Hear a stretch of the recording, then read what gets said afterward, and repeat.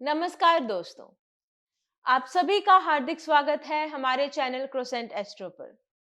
हम फिर हाजिर हैं आपके सामने एक नए विषय पे चर्चा करने के लिए। आज हम चर्चा करने जा रहे हैं अश्वत्थामा के बारे में। अश्वत्थामा का नाम तो आप सभी ने सुना ही होगा। अश्वत्थामा हमारे हिंदू धर्म का एक बहुत ही महत्वपूर्ण विषय है। तो आइए आज हम चर्चा करते हैं अश्वत्थामा के बारे में। और इस विषय पे चर्चा करने के लिए हमारे साथ मौजूद हैं डॉक्टर राजवीर शास्त्री जी। स्वागत है शास्त्री जी आपका। धन्यवाद। शास्त्री जी, जैसे कि आज हम अश्वत्थामा के बारे में चर्चा करने जा रहे हैं, तो अश्वत्थामा कौन है और वो किनके भक्त थे? अश्वत्थामा। अश्व शब्द मूल रूप से संस्कृत भाषा का है और अश्व का मतलब होता घोड़ा। जब अश्वत्थामा का जन्म हुआ तो जन्म होने के पश्चात वो घोड़े की तरह खिनखिनाने लगा। कुछ बच्चे तो रोते हैं, लेकिन उसने घोड़े की ध्वनि निकाली। इस प्रकार उसका नाम गुरु द्रोणाचार्य ने अश्वत्थामा उसका नाम रखा गया। और इनकी भक्ति की बात की जाए तो ये भगवान शंकर के 19वें गण हैं, इसलिए इन्हें शिव भगत कहा जाता है। भगवान शंकर के द्वारा इन्हें एक मणि की भी प्राप्ति हुई। शास्त्री जी, अश्वत्थामा जी को भगवान कृष्ण जी ने श्राप क्यों दिया था और वो श्राप क्या था? कहते हैं जब जब भी नर के द्वारा नारी का तिरस्कार किया जाएगा तो उसे दंड भोगना ही पड़ेगा, और वो इसी लोक के ऊपर भोगना पड़ता है। अश्वत्थामा के द्वारा चलाया गया तीर अभिमन्यु की पत्नी उत्तरा को लगा और उत्तरा की उस तीर से मृत्यु हो जाती है। तो भगवान श्री कृष्ण उन्हें शाप देते हैं, तुमने एक निरपराध नारी की हत्या की। इस पाप से मैं तुझे शापित करता हूं कि तुम कलयुग में भी इसी लोक के ऊपर भ्रमित रहोगे, भटकते रहोगे, तुम्हें कभी भी मोक्ष गति की प्राप्ति नहीं होने वाली। इसलिए यह कहा जाता है कि कलयुग में भी अवस्थामा किसी न किसी रूप में यहाँ पर भटकता रहता है। शास्त्री जी, क्या अश्वत्थामा अमर है और आज भी धरती पर मौजूद है? चिरंजीवों के जब नाम लिए जाते हैं तो भगवान शंकर से वरदान प्राप्त करने वाले द्रोणाचार्य के पुत्र अश्वत्थामा आज भी जीवित हैं, और वो भगवान शंकर का आशीर्वाद प्राप्त कर कर सप्त चिरंजीवों में स्थान प्राप्त करने वाले ऋषियों में उनकी गिनती की जाती है, जो कि एक अमरता के वरदान को प्राप्त कर चुके हैं। और भगवान श्री कृष्ण के साप का भी इसके ऊपर प्रभाव दिखाया जाता है, इसलिए इस युग में भी इन्हें जीवित तथा अमर माना जाता है। शास्त्री जी, क्या ये सच है कि अगर कोई इंसान अश्वत्थामा जी को देख ले तो वो उसकी मृत्यु हो जाती है? अश्वत्थामा से यहाँ पर अभिप्राय उसके किए गए कर्म के द्वारा है। वह द्रोणाचार्य की पत्नी कृपि माता ने बहुत ही कठोर तपस्या की। इससे भगवान शंकर ने प्रसन्न होकर उनके घर में अश्वत्थामा का जन्म दिया।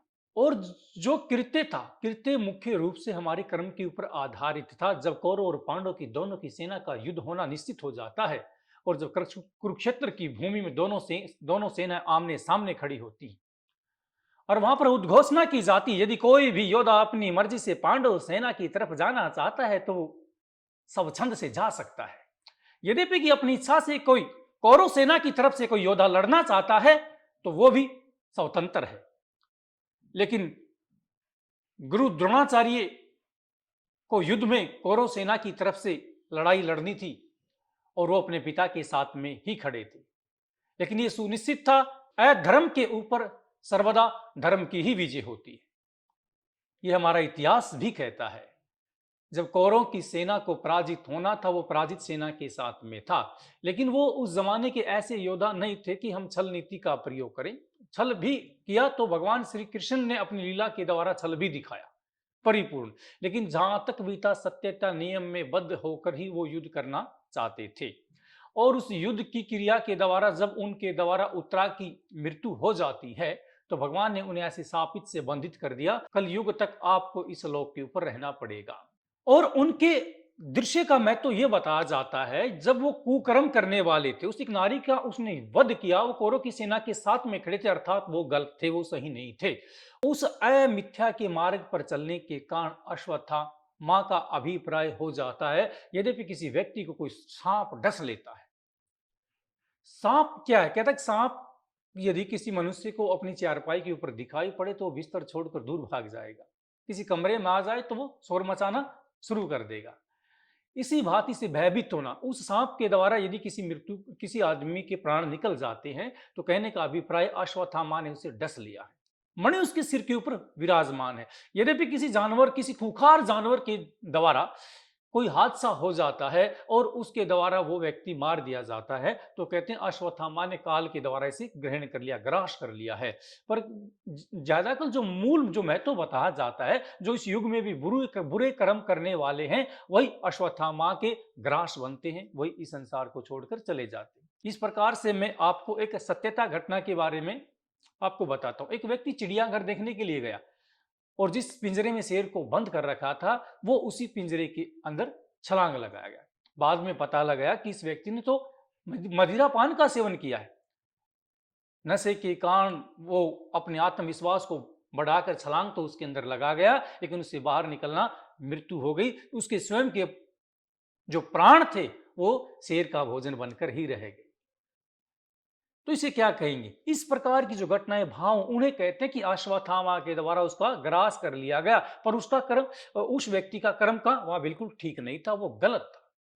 वो स्वयं उसके पिंजरे में जाता है, किसी को परेशान करने की चेष्टा करता है। तो उस प्रकार की आज भी जो घटनाएं होती हैं वो भी काल का गर्श हो जाते हैं। इसलिए हमें सचेत रहना चाहिए और अपने मन को सदा भगवान श्री कृष्ण के भाव में लगाना चाहिए। शास्त्री जी, अश्वत्थामा जी का किला किस जगह पर है?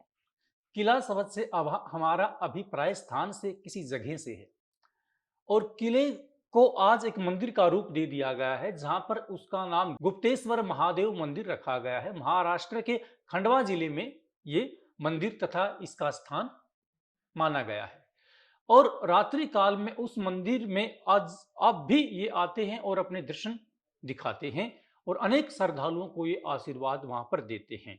परंतु विभिन्न प्रकार के पहलू वहां पर जुड़े हुए, कुछ लोग केवल वहां पर एक दर्शनार्थ, जिसे हम पूरा तत्व भी कह सकते हैं, जिससे हमारे प्राचीन इतिहास का महत्व है, इस प्रकार के भाव से आते हैं। मुख्य रूप से वहां कोई पूजा अर्चना नहीं की जाती। हाँ, यदि कोई अर्चना होती तो भगवान शंकर की होती है, अश्वत्थामा की पूजा नहीं की जाती। शास्त्री जी, क्या ये सत्य है कि अश्वत्थामा जी आज भी अपने किले में सुबह आते हैं और पूजा करते हैं? ये सत्य बताया जाता है। अनेक प्रकार के साधुओं ने, वहां की ऋत विज जो पुजारी हैं प्राचीन काल से वृद्ध, अनेकों ने उन्होंने घंटी वादन के यंत्र जैसी आवाजें सुनी हैं कि प्रातः काल 4 बजे ब्रह्म मुहूर्त में यहाँ पर मंदिर में आकर कोई आरती करता है, इस किले में गुनगुनाता है जो भगवान शंकर का भगत है। तो इस महत्व को सुनकर, इन ध्वनियों को सुनकर पहले तो कुछ लोग भयभीत होते थे कोई भूत यहाँ न हो, लेकिन सत्य घटना यही बताई गई है कि चिरंजीव रहने वाले कलयुग तक विद्यमान गुरु द्रोणाचार्य के पुत्र अश्वत्थामा अब भी इस युग में घूमते हैं और वहां पर जाकर आराधना करते हैं, पूजन करते हैं, क्योंकि वो ही उनका पूज्य स्थल और शुभ स्थल माना गया है। परंतु वो आज भी संकेत देते हैं कि मैंने कौरव सेना का साथ देकर पाप कर्म किया और उस पाप का फल मुझे भोगना पड़ा।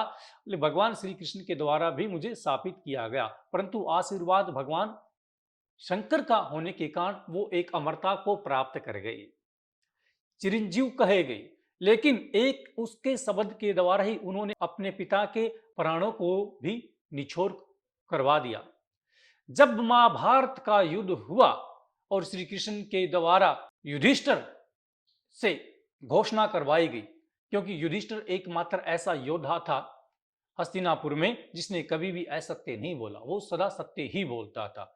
युधिष्ठिर का मतलब होता है युधि, युधि मतलब युद्ध में, स्थिर, जो युद्ध में डटने वाला हो उसे युधिष्ठिर कहते हैं, जो युद्ध से कभी न भागे। उस युधिष्ठिर ने कभी अपने जीवन में असत्य नहीं बोली, लेकिन पहली बार जब उसने गुरु द्रोणाचार्य के तीरों को देखा और पांडवों की सेना के अनेकों सैनिक मरते हुए जा रहे थे तो भगवान श्री कृष्ण भी भयभीत हो जाते हैं। भी गुरु द्रोणाचार्य को किस प्रकार से रोका जाए, यदि इसी प्रकार से बाणों की वर्षा करता रहा तो पांडवों की सेना खाली हो जाएगी। जब श्री कृष्ण तीनों लोकों के मालिक, जिसे भगवान छलिया भी कहा जाता है, यदि वो अपनी छल की लीला न दिखाता और यदि महाभारत में यदि किसी को सबसे बड़ा राजनीतिज्ञ माना जाता है तो भगवान श्री कृष्ण है। उन्होंने अपनी राजनीति से, अपनी कूटनीति का प्रयोग करते हुए और पांडवों को याद दिलाया, जब तुम्हारे साथ मामा शकुनि ने छल कर सब कुछ छीन लिया तो तुम भी इन्हीं की नीति अपनाओ और इसी नीति से युद्ध करो। असत्य की घोषणा करवाई युधिष्ठिर के मुख से अश्वत्थामा मारा गया और भगवान नारायण श्री कृष्ण ने अपने शंख से उद्घोषणा कर दी। जब कोई योद्धा मरता था तो शंख बजाया जाता था, वीर गति को प्राप्त हो गया। जब गुरु द्रोणाचार्य को यह बात सुनी कि मेरा पुत्र मर गया और कभी भी युधिष्ठिर झूठ नहीं बोल सकता, क्योंकि उस युद्ध में अश्वत्थामा के नाम का एक हाथी भी था जो सेना के बीच में लड़ रहा था। उस हाथी की मृत्यु हो जाती है, इसलिए वो उद्घोषणा करता है। ये बात को जानकर गुरु द्रोणाचार्य अति पीड़ित होते हैं कि मेरा एक ही पुत्र था और उस पुत्र के भी इस युद्ध में प्राण चले गए, अब मुझे भी युद्ध करने से क्या लाभ है। उसने अपने अस्त्र शस्त्रों को त्याग दिया और समाधि धारण करते हुए चौकड़ी मारकर बैठ जाते। तभी द्रौपदी के भाई दुष्टदुम्न ने अपनी तलवार से द्रोणाचार्य जी के शीश को अलग कर दिया। ये पीड़ा, ये भाव कहां से? ये अश्वत्थामा के अभिप्राय से, उसके नाम से, एक नाम सुनने मात्र से पुत्र स्नेह में पिता के भी प्राण चले गए, लेकिन अश्वत्थामा नहीं मारा गया था। वो चिरंजीव अमरता के वरदान को प्राप्त है और आज भी वो विभिन्न प्रकार की योनियों में अपने रूप को दृश्यमान करता है, इस लोक में विचिन्न करता है। ये भी प्रभु की अलौकिक लीला है। इसलिए भगवान श्री कृष्ण का सदा स्मरण करना चाहिए। वो भी आज प्रातः काल उठकर 4 बजे यदि आराधना करते हैं तो शिव के पुजारी, भगवान श्री कृष्ण के पुजारी हैं। इसलिए वो अपने जीवन से शिक्षा भी देना चाहते हैं। आज के युग में यदि तुम भी गलत मार्ग पर चलोगे, यदि तुम भी किसी गलत व्यक्ति का साथ दोगे, यदि दुर्योधन की जैसी सेना में तुम आज भी खड़े होते हो, तो निश्चित है कि तुम्हारा भी विनाश हो जाएगा। यदि तुम्हें कोई बचाने वाला है तो इस कलयुग में भी मेरे स्थापित जीवन से आप भी लोग भी शिक्षा लें, कभी भी गलत का साथ न दें। और जो भी भगवान श्री कृष्ण का चोला पकड़ता है, उनके नाम का सुमरण करता है, इस लोक में कोई भी ऐसा व्यक्ति नहीं है जिसे पार उतारने में वो असमर्थ हो। भगवान स्वयं उसे वैकुंठ धाम का मार्ग दिखाते हैं। शास्त्री जी, आज आपने हमें और हमारे दर्शकों को ढेर सारी जानकारी दी। इसके लिए आपका बहुत बहुत शुक्रिया। अभिवादन करते हैं आपका। आज हमने अश्वत्थामा के बारे में चर्चा की। उम्मीद है हमारे दर्शकों को आज का हमारा कार्यक्रम बेहद पसंद आया होगा और उनको ढेर सारी जानकारी मिली होगी। ऐसी ही और जानकारी के लिए आप बने रहिए हमारे साथ क्रोसेंट एस्ट्रो पर। आज का कार्यक्रम आपको कैसा लगा हमें कमेंट बॉक्स में जरूर बताएं। धन्यवाद।